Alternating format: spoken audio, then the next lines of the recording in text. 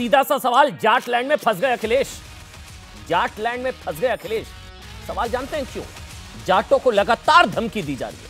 कभी दंगे की धमकी का वीडियो, कभी भूस भर देने की धमकी का वीडियो, कभी कौन बचाने आएगा वाली धमकी, तो कभी इलाज कर देने वाली धमकी। क्या जाटों को ऐसी धमकियां 2013 के मुजफ्फरनगर दंगों की याद दिलाने के लिए है क्या? जब यूपी में सबसे बड़ा दंगा हुआ था, याद करिए, कई निर्दोष लोग मारे गए थे, 40,000 से ज्यादा लोग विस्थापित हुए थे। इसके बाद एक गठबंधन हुआ एसपी और आरएलडी का, जिसमें जाट मुसलमान एकता की बात की गई। एक अच्छा संकेत, जाट मुस्लिम एकता की बहुत जरूरी है ये चीजें। लेकिन फिर ऐसी चीजें सामने आई हैं, धमकियों वाले वीडियो आ रहे हैं जिसने सबको हैरान कर दिया है। सवाल उठ रहे हैं कि सोचिए, जाटों को धमकी दी गई कि वो 24,000 है, हम 90,000 हैं। नाहिद हसन के समर्थक धमकी दे रहे हैं, नाहिद हसन समाजवादी पार्टी का उम्मीदवार, कि वो 24,000 है, हम 90,000 है। इस धमकी के 30 घंटे बाद भी अखिलेश यादव मौन है। बल्कि उन्होंने तो गठबंधन की आरएलडी के साथ, जयंत चौधरी के साथ, ये कहने को तैयार नहीं कि बयान गलत है। जाटों को सीधे धमकी दी गई कि उनका इलाज होगा, भूसा भर दिया जाएगा।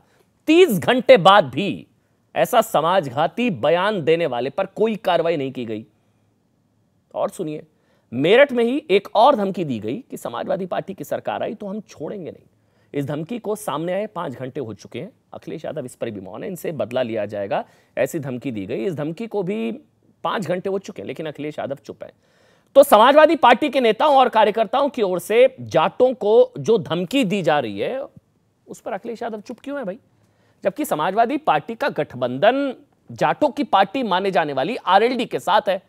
तो इस चुप्पी का मतलब आपको जाटों और मुसलमानों की वोट बैंक की ताकत से समझना चाहिए कि अखिलेश यादव अगर चुप है तो वो क्यों है। बहुत ध्यान से समझिएगा जो फिगर्स आपके सामने रखने जा रहा हूं, कि अगर उनके प्रत्याशी या उनके प्रत्याशियों के समर्थक धमका भी रहे हैं और उनका अलायंस है, लेकिन फिर भी वो चुप इसलिए क्योंकि यूपी में जाट वोटर करीब 7%, मुसलमान वोटर 19% से ज्यादा है।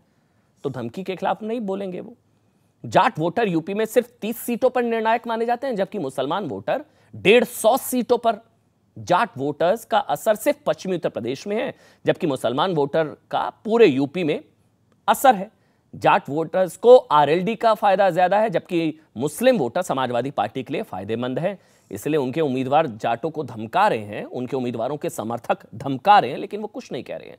जाट वोटर, आप ये समझिए, आरएलडी के बाद बीजेपी का करीबी माना जाता है, जबकि मुस्लिम वोटर बीजेपी विरोधी और समाजवादी पार्टी समर्थक माना जाता है। तो क्या वोट बैंक के लिए किसी भी पार्टी के नेता और कार्यकर्ताओं को खुलेआम वोटर्स को धमकाने, खुलेआम सांप्रदायिकता का जहर फैलाने, खुलेआम दो समुदायों के बीच धार्मिक भावनाएं भड़काने और खुलेआम लोगों को दंगों के लिए उकसाने की छूट दी जा सकती है? देखिए, होना तो यह चाहिए था कि अखिलेश यादव सामने आते, कहते कि समाज को तोड़ने वाले ये बयान है, ये नफरत फैलाने वाले बयान है, क्योंकि संयुक्त उम्मीदवार हैं एसपी आरएलडी के नाहिद हसन, उनके समर्थक ये धमकी दे रहे हैं। आदिल चौधरी तो समाजवादी पार्टी के उम्मीदवार हैं, वो तो खुलेआम धमकी दे रहे हैं कि 100 बार सोचोगे एहसास करा दिया जाएगा, बदला लिया जाएगा। तो क्यों ना माना जाए कि ऐसे जाट विरोधी नफरती बयानों को मौन समर्थन है क्या?